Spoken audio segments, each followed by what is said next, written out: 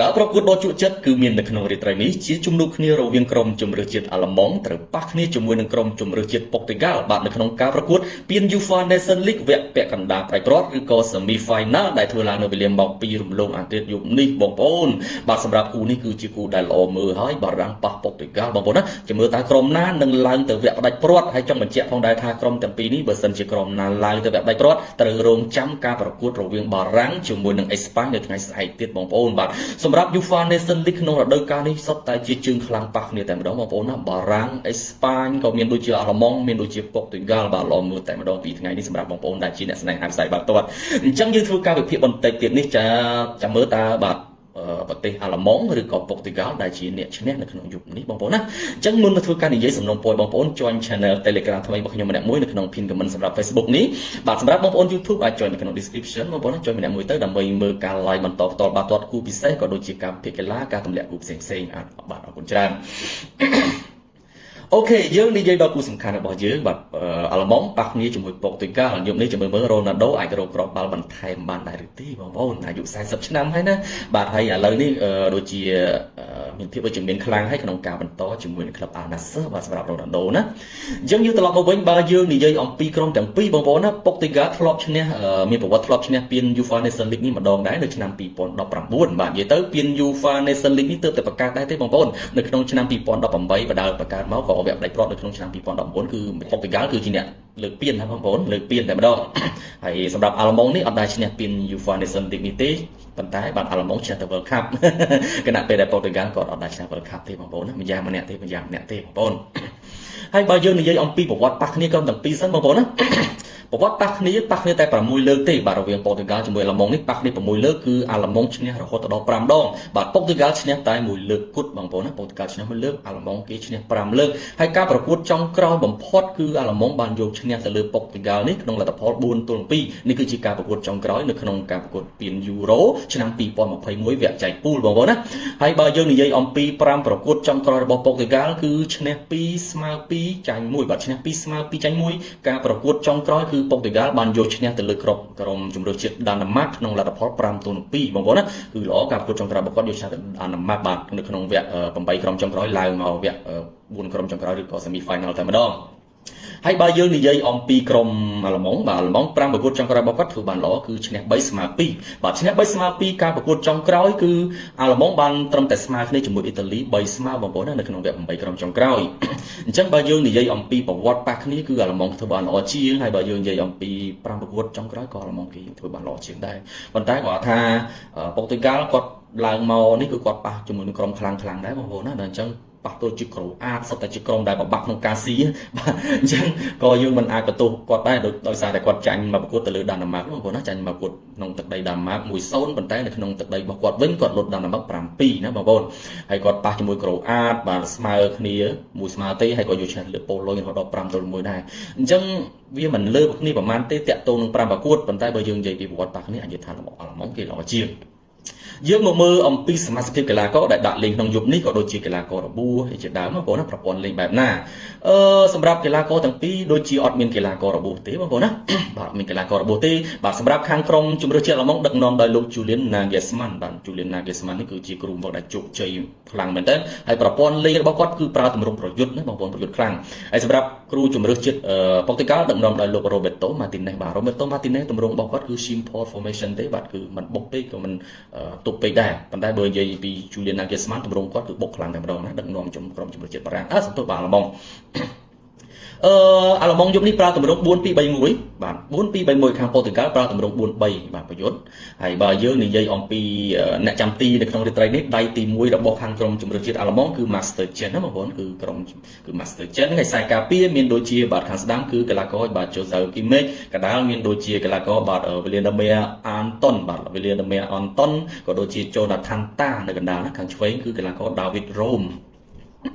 បាទសម្រាប់ខ្សែបម្រើបាតគឺកីឡាករ Pascal Gross ហើយមានដូចជាកីឡាករបាទ Goretzka សម្រាប់តំបន់បម្រើប្រយុទ្ធ3នាក់របស់ខាងក្រុមអាល្លឺម៉ង់មានដូចជាកីឡាករបាទ Adeyemi ចាប់ដៃគ្នាជាមួយនឹង Florian Wirtz បាទក៏ដូចជា Leroy Sané នៅខាងឆ្វេងបងប្អូនណាខ្សែយុទ្ធទល់គឺ full group ហើយខាងក្រុមជម្រើសជាតិ Portugal អ្នកចាំទីគឺ Diego Costa បាទ Diego Costa ក៏ដូចជាខ្សែការពារ4នាក់មានដូចជា Diego Dalot ចាប់ដៃគ្នាជាមួយនឹងកីឡាករ Ruben Dias ហើយក៏ដូចជាកីឡាករបាទ Gonzalo Inacio ហើយកាស្ដាំគឺកីឡាករបាទ Nelson Semedo បាទ Nelson Semedo នេះគឺជាកីឡាកររបស់ Wolverhampton Wanderers ហើយសម្រាប់ខ្សែបម្រើ3នាក់បាទដែលមានឥទ្ធិពលរបស់ខាង Portugal មានដូចជា Vitinha Bruno Fernandes ក៏ដូចជាបាទ Joao Neves បាទ3នាក់នេះអាចនិយាយថាល្អបាទ Bruno ក៏លេងនៅ Man U អាចនិយាយថាទោះជា Man U មិនសូវល្អប៉ុន្តែ Bruno នៅតែបង្ហាញទំនួលលេងល្អណាហើយ Joao Neves ជាមួយ Vitinha គេកំពុងតែខ្លាំងជាមួយ Paris Saint-Germain ណាជាមួយយប់នេះតែអាចលេងល្អជាមួយក្រុមជម្រើសជាតិបានអត់បងប្អូនហើយបើនិយាយអំពីក្រុម3នៅខាងមុខបាទ3នៅខាងមុខមានដូចជា Rafael Leao បាទរបស់ AC Milan នៅខាងឆ្វេងកណ្ដាលគឺ Cristiano Ronaldo ខាងស្ដាំគឺ Bernardo Silva របស់ Man City បងប្អូនណាអញ្ចឹង3នាក់នេះនិយាយធៀបទៅនៅសើមុតទេបាទសម្រាប់ខាង Portugal Ronaldo គាត់ចាស់ហើយអញ្ចឹងគាត់ពិបាកក្នុងការប្រកបបាល់ណាបងប្អូនណាបាល់តើមានឱកាសល្អបំផុតបាន Ronaldo គាត់បញ្ចប់ទីស្អាតប៉ុន្តែបើមិនសិនជាបាល់ហ្នឹងយើងពិបាកក៏ Ronaldo គាត់បានដែរគាត់ដោយសារគាត់អាយុ40ហើយបងប្អូនស្មើនឹងឪបងប្អូនកន្លះនិយាយទៅប៉ុន្តែគាត់នៅប្អូនខ្ញុំទេគាត់ថាយើងប្រៀបធៀបអាយុរបស់គាត់នឹងក្មេងៗសម័យឥឡូវបាទបាល់ទាត់គឺគេល្អបាទដូចរ៉ាភីញ៉ាដូច Lamine Yamal Haaland អីណាបាទអញ្ចឹងវាខុសគ្នាឆ្ងាយមែនតើអញ្ចឹងបើយើងនិយាយអំពីតំបន់ប្រយុទ្ធរបស់ខាងក្រុម Portugal គឺថាពិបាកមែនតើណាបាទពិបាកបន្តិចបាទដូចជា Rafael Leao បាទដូចយើងធ្លាក់ជើងជាមួយ AC Milan បងប្អូន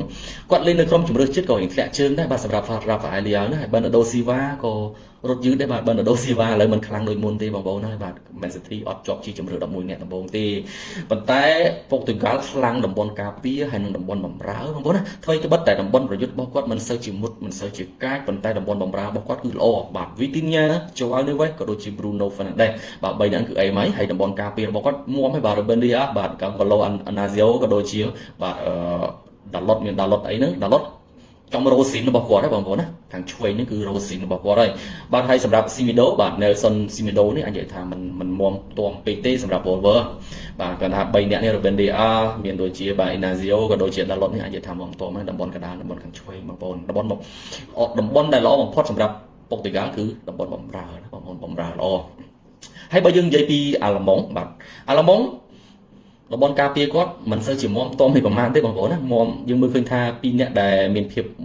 ចាស់ទុំគឺ Kimmich ក៏ដូចជា Jonathan Tah 2នាក់នេះគឺមានធំៗហ្នឹងបងប្អូនណាបាទហើយបើនិយាយអំពីបាទ Goretzka ក៏ដូចជាបាទ Pascal Gross 2នាក់នេះតំបន់បម្រើដូចជាមិនសូវជាល្អណាស់ទេប៉ុន្តែបើនិយាយពីតំបន់ប្រយុទ្ធរបស់គាត់អាចនិយាយថារៀងមុតជាងបាទក្រុមជម្រើសជាតិ Portugal បាទបើនិយាយពី full group បាទនេះកន្លះ full group នេះយើងគាត់ចាស់ហើយបងប្អូនណាមិនសូវជាលេចធ្លោប្រហែលទេប៉ុន្តែបើ Adeyemi បាទ Florian Wirtz ក៏ដូចជាបាទ Leroy Sané ក៏ធ្លាក់ជើងដែរបងប្អូនណាបាទ Leroy Sané នេះក៏ចង់ចាក់ចេញពី Bayern Munich ដែរប៉ុន្តែដូចជាមិនមានក្លឹបណាចង់បានគាត់ទេបាទ Leroy Sané បាទគាត់ចង់មកអង់គ្លេសវិញបាទប៉ុន្តែមិនដឹងថាក្លឹបណាចង់បាន Leroy Sané ទេប៉ុន្តែបើ Florian Wirtz បាទមានតំណែងខ្លាំងជាមួយ Liverpool ហើយនិយាយទៅនៅសល់តែរឿងតម្លៃទេបងប្អូនណាកុងត្រាផ្ទាល់ខ្លួនបើនិយាយពីលក្ខខណ្ឌផ្ទាល់ខ្លួនជាមួយ Liverpool រួចរាល់កុងត្រាក៏រួចរាល់ដែរជាមួយកីឡាករប៉ុន្តែបញ្ហាថ្លៃព្រោះ Florian Wirtz នេះតម្លៃ130លានបងប្អូនថ្លៃហ្នឹងបងប្អូនណា130លានអញ្ចឹងមិនដឹងថា Liverpool ហ៊ានទិញឬក៏អត់ទេបាទថ្លៃដែរបងប្អូនណាចាត់ទៅយកទៅលីងកើតថ្លៃបាទដែរណាហើយ Adeyemi របស់ Dortmund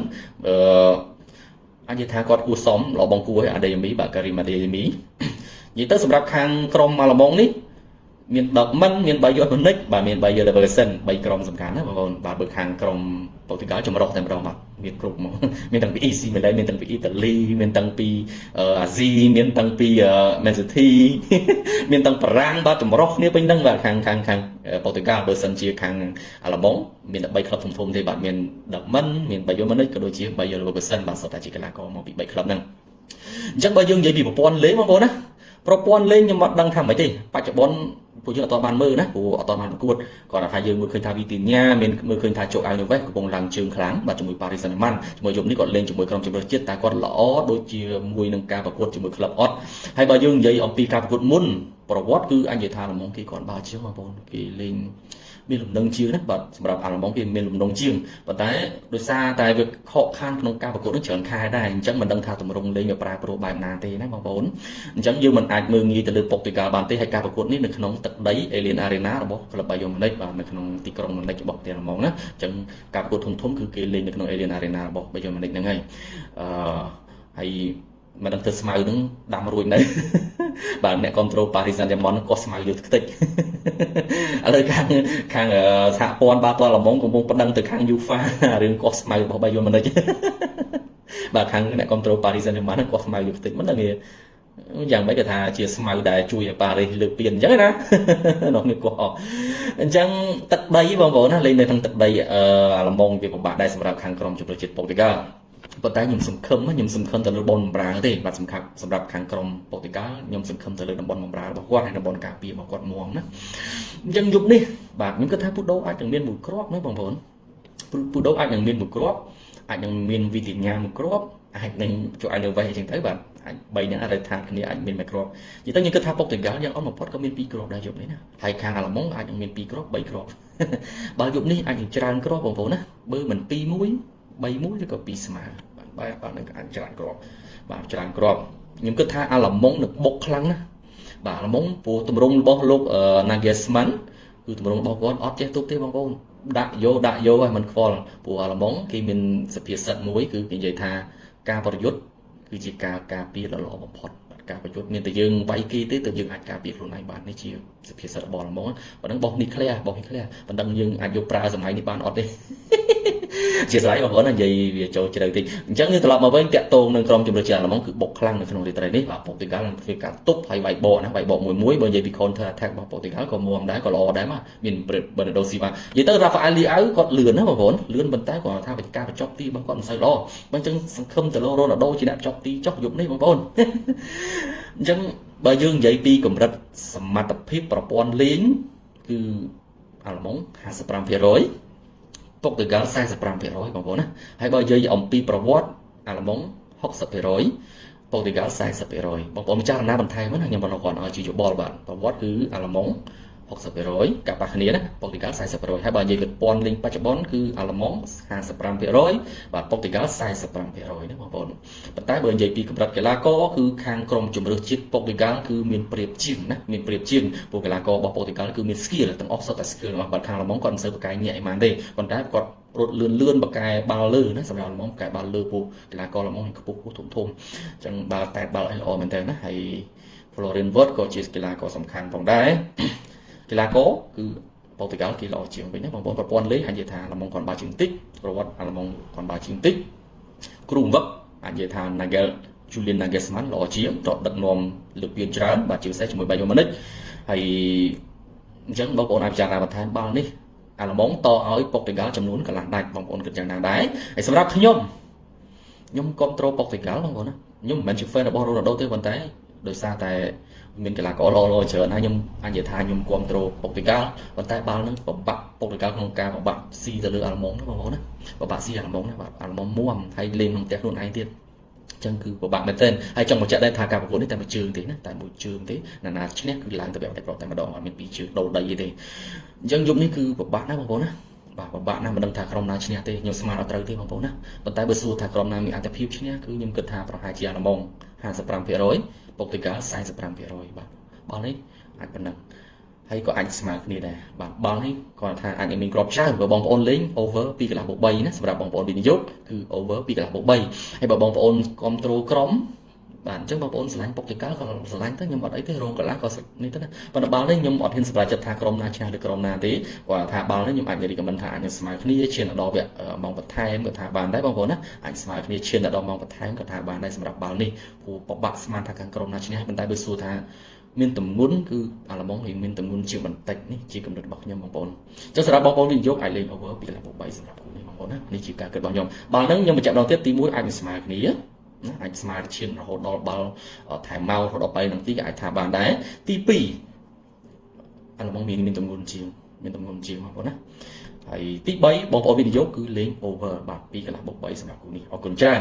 អញ្ចឹងបងប្អូនដែលចង់មើលគូពិសេសអីកុំភ្លេច join channel Telegram ហើយសម្រាប់ការ live បន្តរបស់យើងមានក្នុង channel Telegram របស់ខ្ញុំបងប្អូន join ម្នាក់មួយទៅក្នុង pin comment សម្រាប់ Facebook នេះបងប្អូន YouTube អាច join នៅក្នុង description នៅក្នុងវីដេអូបងប្អូនណានៅក្នុងនេះគឺមាន link Telegram របស់ខ្ញុំហើយកុំភ្លេច join ម្នាក់មួយទៅបាទអរគុណច្រើនបាទមានតែប៉ុណ្្នឹងទេបាទហើយស្អែកជួបគ្នាជាមួយនឹងគូអេស្ប៉ាញប៉ះគ្នាជាមួយនឹងបារាំងបាទអរគុណច្រើនសូមគោរពលា